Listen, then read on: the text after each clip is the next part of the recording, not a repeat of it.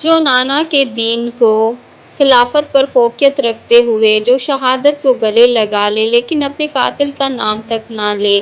آج 15 رمضان المبارک حضرت امام حسن رضی اللہ تعالیٰ عنہ کا عاشیوم ولادت ہے۔ اللہ رب ذوالجلال نے آپ کی آمد کی نشر آپ کی ولادت سے پہلے دنیا میں پہنچا دی۔ حضرت عمر فضل سے روایت ہے کہ انہوں نے خواب دیکھا کہ گویا نبی کریم صلی اللہ علیہ وسلم کا جسم مبارک کا ایک ٹکڑا ان کے گھر آ پہنچا ہے۔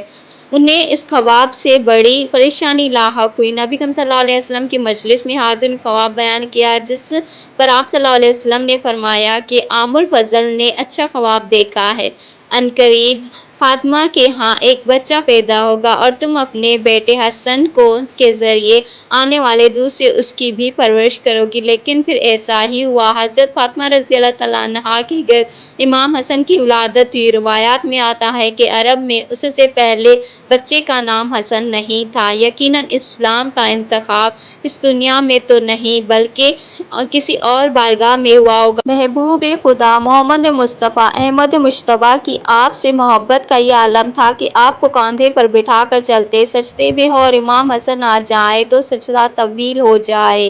خطبے کے دوران امام حسن پر نظر پڑ جائے تو خطبہ موقوف کرکے نیچے آتے اور امام حسن کو اپنی گود میں لیتے۔ سبحان اللہ۔